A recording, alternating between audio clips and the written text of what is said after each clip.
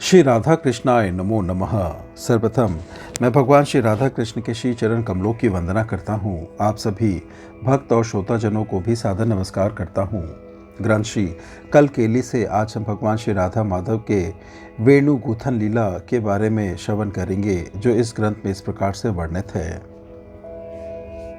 वेणु गूथी कहा को जाने, मेरी सी तेरी सौ, बीच बीच फूल सेत पीत राते को करी सके है एरी सौ। बैठे रसिक सवारन बारन कोमल कर ककही सौ, श्री हरिदास के स्वामी श्यामा नख सी लौ बनाए, दे काजर नखही सौ। निकुंज में पूर्व की ओर मुख किए श्री श्याम सुंदर पीले रंग की मखमली गद्दी से जड़े हुए पलंग पर बैठे हैं। श्री श्याम सुंदर के पैर नीचे लटक रहे हैं। उनके सामने शिवप्रिया पश्चिम की ओर मुख किए हुए खड़ी है। शिवप्रिया का बायां हाथ श्याम सुंदर के दाहिने कंधे पर है और उनके दाहिने हाथ में पीले रंग की अत्यंत चमकती हुई किसी तेजस धातु की कंघी है। श्याम सुंदर अपने बाएं हाथ से उनके दाहिने हाथ को पकड़े हुए हैं। शिवप्रिया मंद मुस्कुराती हुई उस हाथ को छुड़ाने की चेष्टा कर रही है। श्याम सुंदर तिरछी चितवन से ताकते हुए एवं मंद मंद मुस्कुराते हुए अपना सिर हिलाते हुए यह प्रकट कर रहे हैं, ना नहीं छोड़ता। सखिया खड़ी खड़ी लीला देख रही है। शिवप्रिया के वदन की शोभा निहारते हुए श्याम सुंदर कहते हैं, तो ना सही, जैसे प्रतिदिन होता था वैसे ही होने दे। बात यह है कि प्रतिदिन मध्याह्न स्नान के बाद शिवप्रिया प्रियतम के पास बिठाकर सखिया दोनों का श्रृंगार करती थी। पर आज शिवप्रिया ने रति मंजरी के हाथ से कंघी ले ली तथा प्यारे श्याम सुंदर का केश संवारने के लिए उठ खड़ी हुई। श्याम सुंदर ने कहा, अच्छी बात है, पर फिर बदले में मैं तेरे केश संवारूं। यदि यह शर्त मंजूर है तो भले ही केश संवारने दूंगा, नहीं तो नहीं। शिवप्रिया ने मुस्कुराते हुए सिर हिलाकर संकेत कर दिया, ना, यह स्वीकार नहीं है। अस्वीकृति का संकेत देने के बाद भी शिवप्रिया कंघी लेकर प्यारे श्याम सुंदर के केश संवारने को बढ़ी। श्याम सुंदर ने उनका हाथ पकड़ लिया। शिवप्रिया ने हाथ छुड़ाना चाहा, किंतु श्याम सुंदर ने नहीं छोड़ा। श्याम सुंदर ने कहा, तू शर्त मंजूर कर ले तो हाथ छोड़ देता हूँ। शिवप्रिया ने मुस्कुराकर फिर कह दिया, नहीं। इसी पर श्याम सुंदर ने कहा था कि तो ना सही, जैसे प्रतिदिन होता था वैसे ही होने दे। श्याम सुंदर की यह बात सुनकर शिवप्रिया कुछ असमंजस में पड़ गई। हृदय का प्रेम तरंगित होकर जिस किस प्रकार से भी श्याम सुंदर के स्पर्श के लिए प्रिया को व्याकुल कर रहा है, पर साथ ही लज्जा अपनी सखियों के बीच में प्रियतम के द्वारा अपने केश संवारे जाना स्वीकार नहीं करने दे रही थी। शिवप्रिया मुस्कुराती हुई कुछ क्षण सोचती है, फिर कहती है, देखो, स्त्रियों की वेणी स्त्रियां ही ठीक कूद सकती है। शिवप्रिया की बात सुनकर श्याम सुंदर बड़ी गंभीरता के साथ बोल उठते हैं, तू एक बार देख ले, फिर स्वयं समझ जाएगी। मैं सच कहता हूँ कि मेरी तरह वेणु गूंथना किसी को आ ही नहीं सकता। प्रिय, तेरी शपथ, मैं इतनी सुंदर वेणु गूंथ सकता हूँ कि स्वयं ललिता भी देखकर ललचा जाएगी। देख, फूलों को यथास्थान पिरो देना बड़ी भारी कला है। लाल पीले उजले फूलों को मैं ऐसे सुंदर ढंग से पिरोना जानता हूँ कि वैसा तुम्हारी सखियों में से कोई भी नहीं कर सकता। श्याम सुंदर की इस बात को सुनकर शिवप्रिया और भी फंस जाती है। कुछ देर तक मंद मंद मुस्कुराते हुए सोचती रहती है, फिर जल्दी से हाथ छुड़ाकर और कुछ अलग खड़ी होकर हंसने लग जाती है। इस समय शिवप्रिया का मुख ठीक उत्तर की ओर है। श्याम सुंदर हंसने लग जाते हैं। शिवप्रिया अपनी दृष्टि प्यारे श्याम सुंदर के मुखारविंद पर जमाए रखकर पीछे की ओर हटने लगती है तथा निकुंज के दक्षिण की ओर की खिड़की के पास जाकर खड़ी हो जाती है। शिवप्रिया के अंग की हरी साड़ी पर मध्याह्न के सूर्य की रश्मियां पड़ने लग जाती है तथा उनके बदन की शोभा झलमल करती हुई दिख रही है।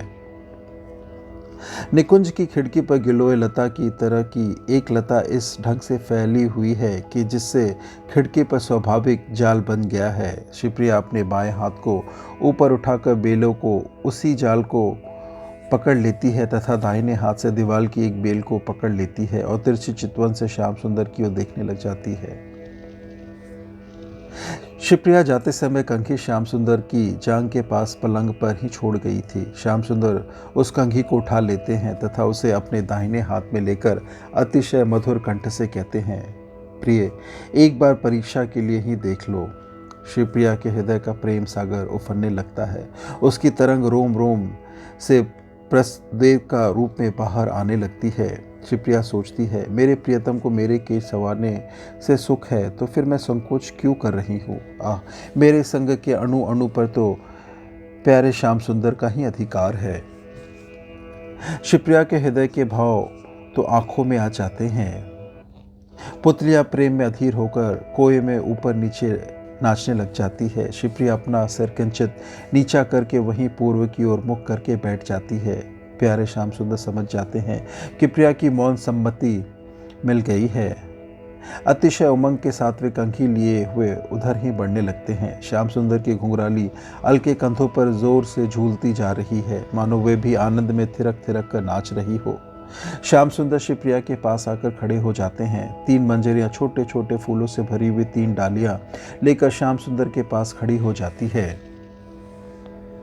विशाखा राधा रानी के सामने खड़ी है एवं ललिता रानी के पीठ के पास। ललिता बड़े सहारे से रानी के सिर से अंचल हटाकर उनकी सुंदरतम केश राशि को साड़ी के अंतराल से निकालकर पीठ पर धीरे से बिखेर देती है। शिवप्रिया के लंबे लंबे केश कमर के पास झूलते हुए निकुंज के फर्श को छू रहे हैं। केशों को बिखेर कर ललिता मुस्कुराते हुए तिरछी चितवन से श्याम सुंदर की ओर देखकर कहती है, लो सवारो, मैं भी देख लूंगी कि नटखट शिरोमणि श्याम सुंदर किस तरह की कला जानते हैं।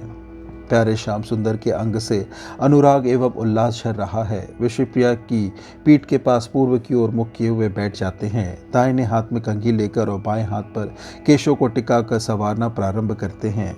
सखियों में मंजरियों में आनंद का प्रवाह बहने लग जाता है।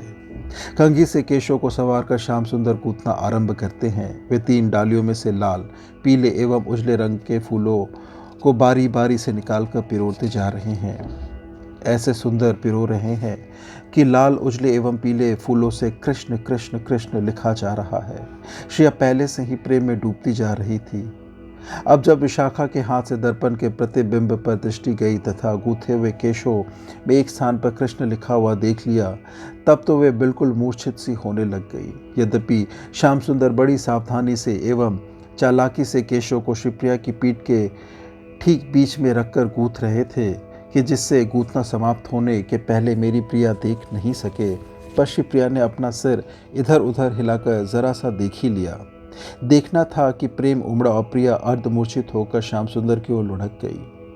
श्याम सुंदर भी प्रेम में अधीर होते जा रहे थे, पर प्रिया की इस दशा को देखकर उन्होंने अपने को संभाला। कुछ क्षण गूंथना स्थगित रहा, फिर प्रिया पहले किसी अवस्था में आ जाती है तथा लज्जित होकर पहले की तरह शांत बैठ जाती है। प्यारे श्याम सुंदर फूल गूंथ करके वेणी रचना का कार्य समाप्त करते हैं। समाप्त करके वे एक बार प्रेम भरी दृष्टि से सुंदर वेणी की शोभा निहारते हैं, फिर खड़े होकर प्रिया के सामने आ जाते हैं। शिवप्रिया जल्दी से अपना सिर अंचल से ढककर प्यारे श्याम सुंदर की ओर देखकर हंसने लग जाती है। इसी समय रूपमंजरी आनंद में डूबकर कहती है, तो प्यारे श्याम सुंदर, बाकी का श्रृंगार भी तुम ही पूर्ण कर दो। रूपमंजरी की बात सुनकर शिवप्रिया का हृदय तो पुनः आनंद से नाच उठता है, पर आंखों में प्रेम भरा क्रोध लाकर कहती है, री बिना बूझे तू तो अच्छी पंच बनी बैठी है। रूपमंजरी मुंह फेर कर हंसने लग जाती है। श्याम सुंदर कहते हैं, हा हा हा, अभी लो। जब श्याम सुंदर शेष श्रृंगार करने चलते हैं तभी ललिता कहती है, ना, तुम बहुत देर लगाओगे, जल्दी से 1-2 और भले कर लो, बाकी हम सब करेंगी। श्याम सुंदर मुस्कुराकर कहते हैं, अच्छी बात है। बड़ी फुर्ती से श्याम सुंदर कुछ दूर पर पड़ी हुई डालियों में से तरह तरह के पुष्पों की बनी हुई 3-4 लड़ियां उठा लेते हैं तथा आपस में एक दूसरे को उलझाकर पायजेब के आकार के 2 आभूषण निर्माण करते हैं। उन आभूषणों से जहाँ से देखा जा वहीं से उनमें कृष्ण लिखा हुआ दिख रहा है। श्याम सुंदर उसे बड़ी फुर्ती से शिवप्रिया की एड़ी के पास बांधने लग जाते हैं। शिवप्रिया एक बार तो चकित से होकर पैर समटने लगती है, फिर प्रियतम की ओर देखकर और यह सोचकर कि मेरे प्रियतम को सुख मिल रहा है, इस भावना से उस आभूषण को बंधवा लेती है। सख्या श्याम सुंदर के इस कारीगरी को देखकर आश्चर्य में डूब जाती है। आभूषण बांधकर श्याम सुंदर एक मंजरी के हाथ से काजल पात्र ले लेते हैं। काजल पात्र ऐसा बना हुआ है कि उसे देखने वाले को भ्रम हो जाता है, मानो सचमुच ही यह एक नवजात मयूर शावक हो। श्याम सुंदर अपने दाहिने हाथ की अनामिका उंगली में किंचित काजल लगा लेते हैं। तथा शिवप्रिया के सामने बैठकर बाएं हाथ पर शिवप्रिया के दाहिने कपोल को टेक कर बारी बारी दोनों आंखों में काजल लगाते हैं। शिवप्रिया की आंखें काजल लगाते समय बंद सी हो जाती है। श्याम सुंदर प्रतीक्षा करते हैं, खुलने पर धीरे धीरे लगा देते हैं। शिवप्रिया के सारे मुखमंडल पर लालिमा दौड़ने लगती है। पुतलियां बड़ी तेजी से ऊपर नीचे दाहिने बाएं घूमने लग जाती है। श्याम सुंदर उठकर खड़े हो जाते हैं। शिवप्रिया भी हंसती हुई अंचल संभालती हुई उठकर श्याम सुंदर का हाथ पकड़ लेती है तथा खींचती हुई सी ले जाकर पलंग पर बैठा देती है। मंजरी के हाथ से शिवप्रिया कंघी ले लेती है तथा अतिशय प्रेम के साथ प्यारे श्याम सुंदर के केशों को संवारने लग जाती है। उन सुंदरतम घुंघराली लटों में कंघी देकर बड़े सुंदर ढंग से पीछे की ओर उन्हें ले जाती है तथा बाएं हाथ से उन्हें धीरे धीरे दबा दबा कर यथास्थान स्थिर करती जा रही है। केशों को संवार कर पीछे की ओर दाहिने हाथ से कुछ इशारा करती हुई विलास मंजरी अत्यंत सुंदर पुष्पों का बना हुआ मुकुट, जिसके बीच में एक छोटा सा मयूर पिक्ष लगा हुआ है, रानी के हाथ में दे देती है।